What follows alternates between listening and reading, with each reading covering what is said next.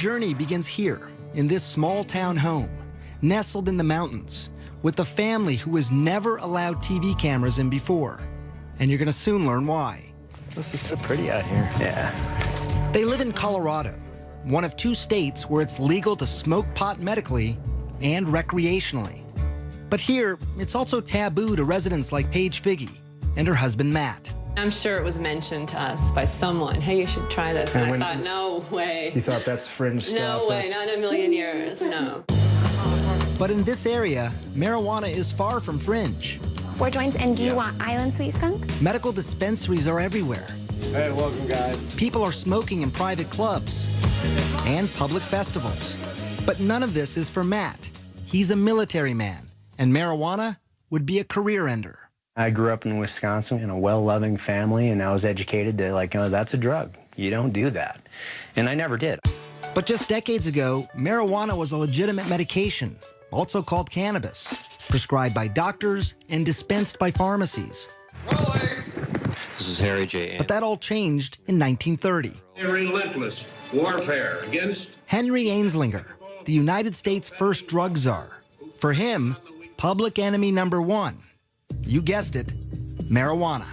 This guy saw how he could increase the budget of his department by having this mission, going after marijuana. You know, saying that there's this drug that the Mexican migrant workers are smoking, and it's loco weed, and it's going to make them crazy, and they're going to rape your women. He got the anti-marijuana message out through news reports.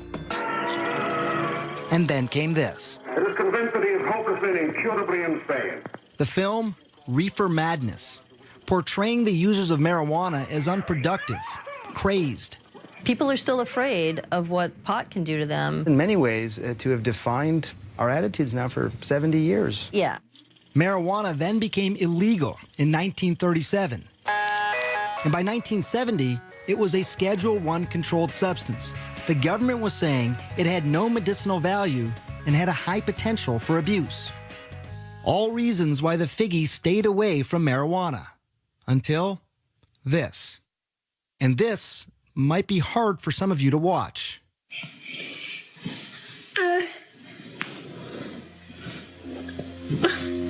It's okay, baby.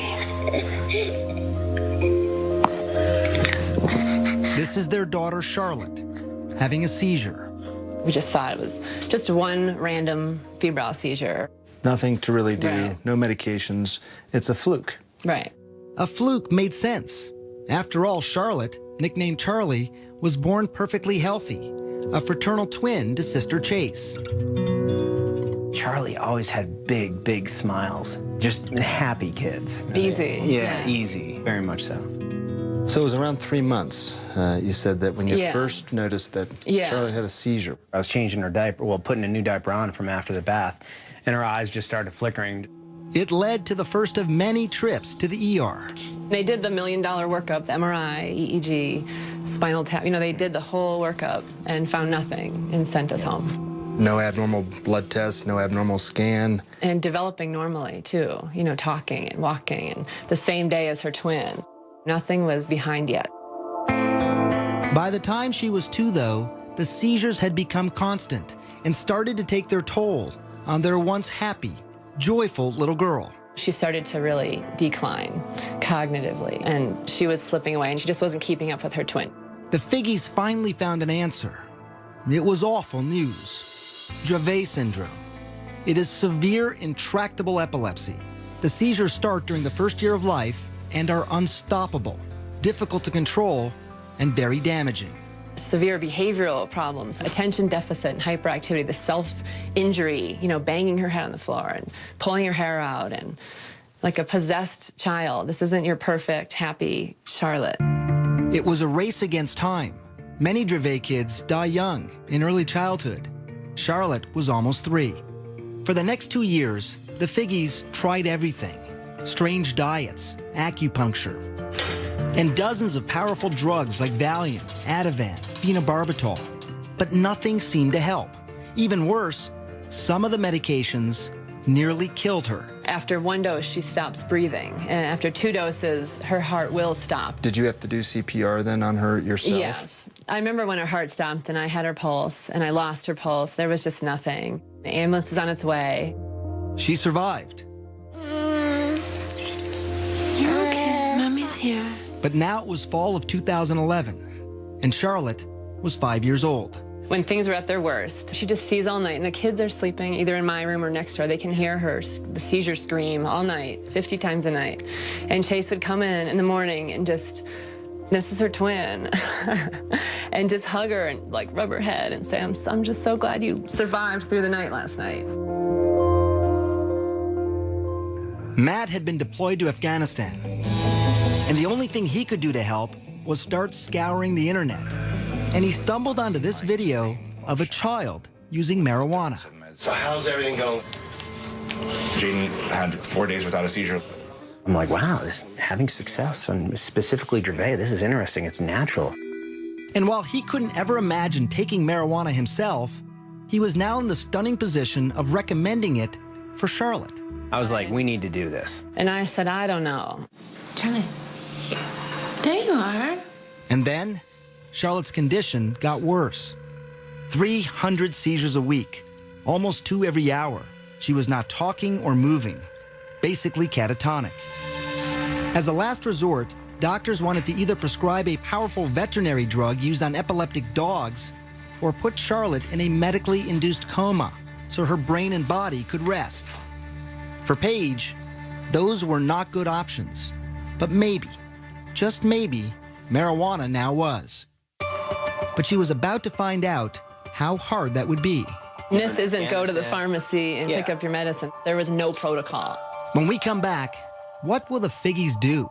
And what would you do if this were your daughter?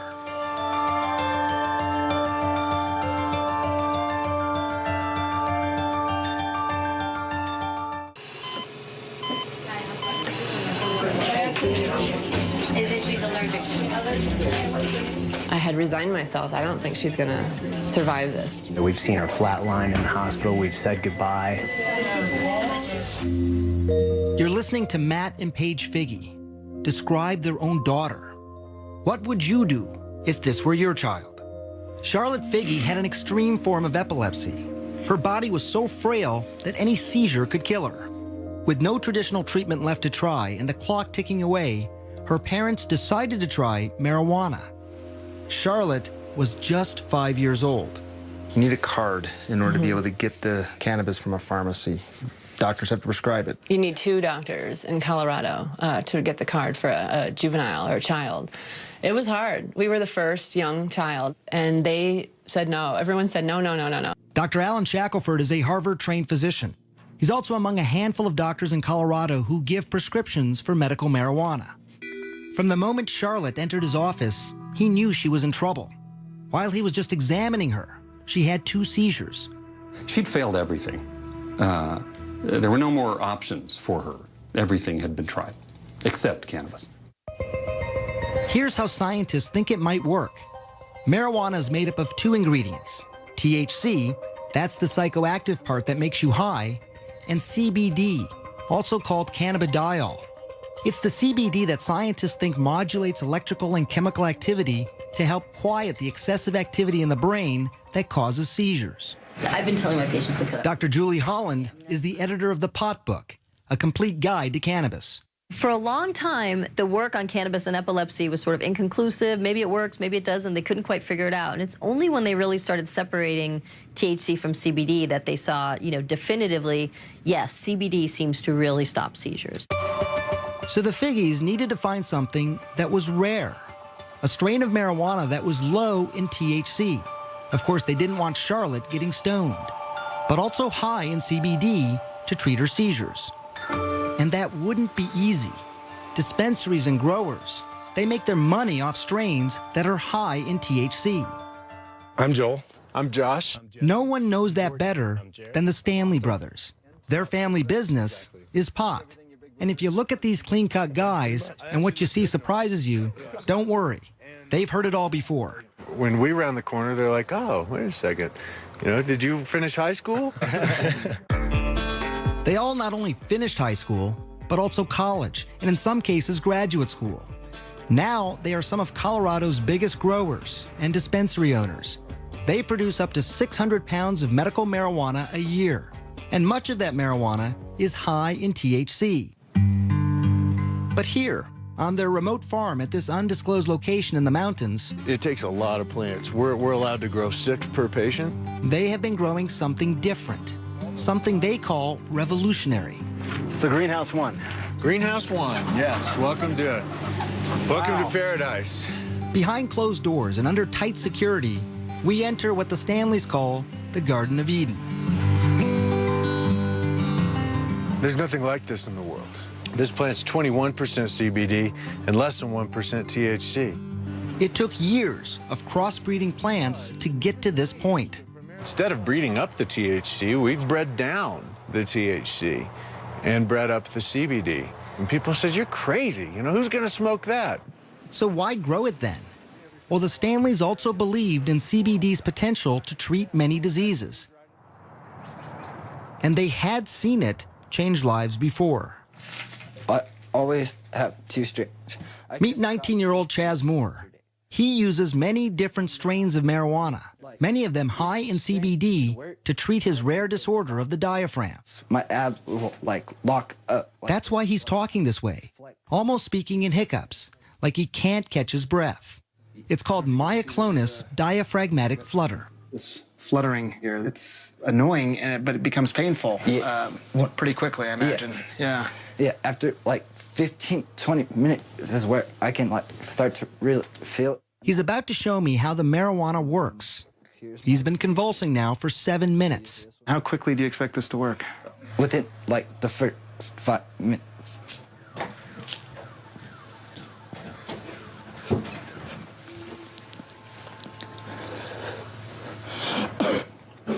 And I'm done.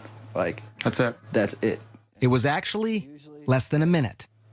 Depending on the attack in the day, it'll work within the first couple hits. Hear how his voice is completely different. That attack lasted 8 minutes. But some have lasted much longer and happen as often as 40 times a day. And like Charlotte, he had tried so many things before. By 16, Chaz was taking these powerful, addictive, potentially deadly narcotics and muscle relaxants daily, like Valium and morphine. It would be safe to say that marijuana, what you have in your hand there, is better than all those pills for you in terms of treating what's going on? Yeah. I'm a firm believer that marijuana has actually saved my son's life. Chaz's father, Sean. His quality of life now is 1,000 times better than what it was when he was on the pharmaceuticals. A quality of life that Paige Figge desperately wanted for her daughter, Charlotte. But she still had one hurdle to cross: convincing dispensary owners like the Stanleys to sell marijuana to a 5-year-old little girl. When Charlotte's mother called my brother Joel, the brothers had a meeting. He said, tell us about this patient. She's 5 years old, he said. And we said, oh, no, we can't do that. Why? It was the fear of the unknown. Charlotte was the youngest patient at the time wanting marijuana. Would it be too much for her? Or would it change her life forever? We'll find that out later.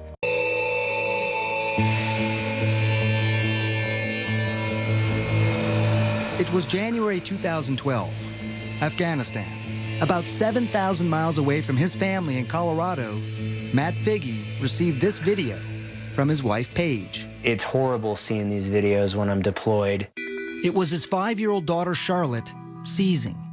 Diagnosed with a severe form of epilepsy, she was having 300 seizures a week, each attack so severe it had the potential to kill her.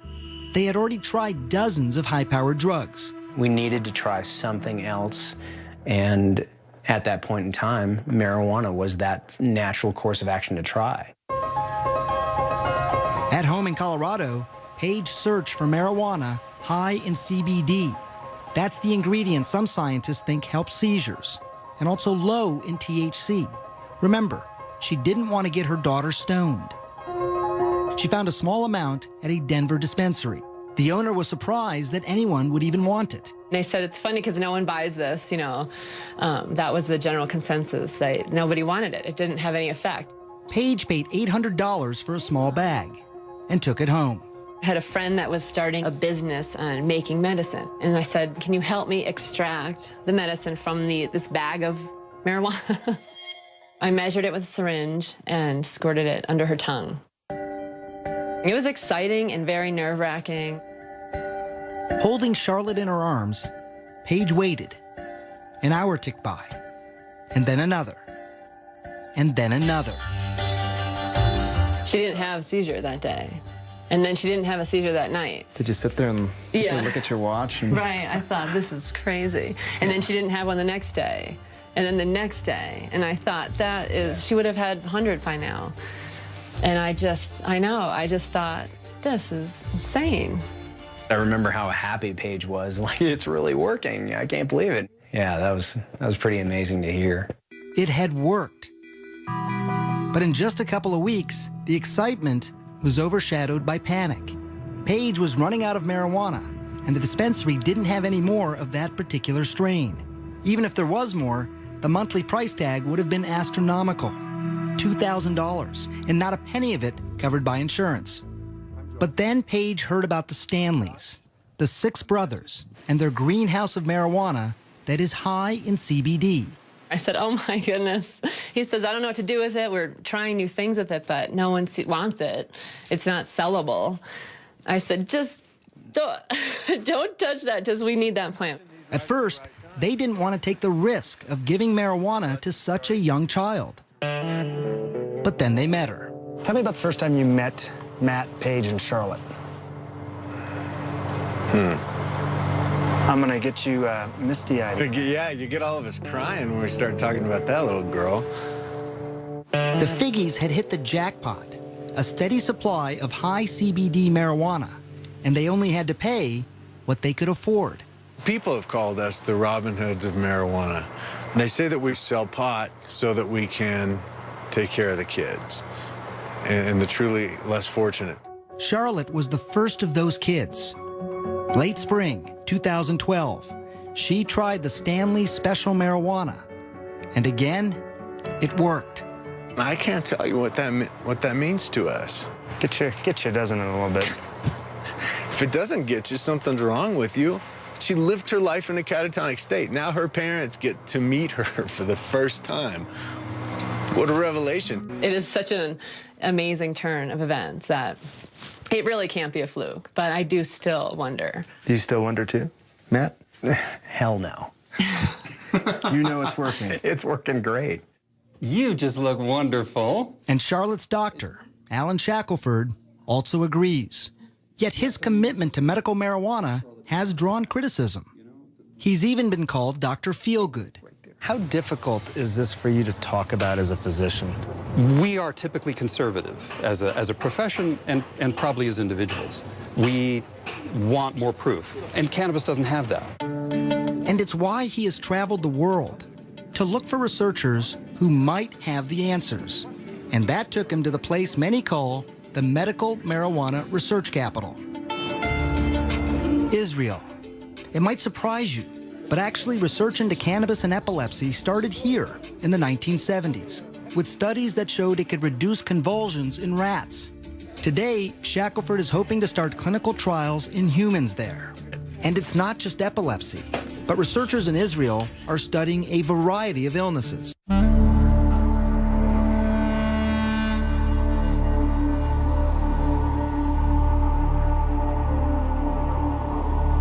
As the sun was rising on the ancient city of Jerusalem, the final leg of our journey was just beginning. There have been some great advances here, and I'm proud of that, obviously. Here, they have pioneered marijuana research. They were the first to isolate THC and CBD decades ago. And now the country's ministry licensed 10,000 patients to use marijuana medicinally and has approved more than a dozen studies to treat illnesses like PTSD, pain, Crohn's disease, even cancer. Hopefully, this will prove to be the best medication. I really hope so. We're not there yet. Answers might come from places like this. It's a state-run nursing home outside of Tel Aviv. Residents here are using marijuana for pain, loss of appetite, Parkinson's disease, and dementia. Moshe Root is one of those residents. He was 77 when he smoked his first pipe of marijuana. He's 80 now, and he smokes a couple of times a day. It's to help with the pain and the hand tremors caused by a stroke. So it's a mixture of tobacco and marijuana. He even decided to light up during our interview to stop his hands from shaking. You're saying your hands are steady because of the marijuana? It also helped ease a deeper pain hidden from sight. You see, Moshe is a Holocaust survivor. When his wife died a couple years ago, he was haunted by nightmares of his childhood, hiding from the Nazis. The marijuana, he says, took him out of the darkness. You dream. You fly. When you smoke? Yeah. There are 19 other patients here. Scientists at Tel Aviv University are now studying their progress, and they call the results outstanding, including weight gain, improved mood, pain and tremor reduction. But I can tell you as a doctor, it was my next stop that proved the most surprising. This is Israel's largest hospital, Sheba Medical Center. You put up your medical cannabis. Amashe is using marijuana to help him with the pain and nausea from chemotherapy. Filling up the spoon, so that's your medicine inside there. Of course. Now take it out, put up the valve. And he's doing it inside the hospital. How are you feeling? A relief, first of all, in the muscle, in the leg.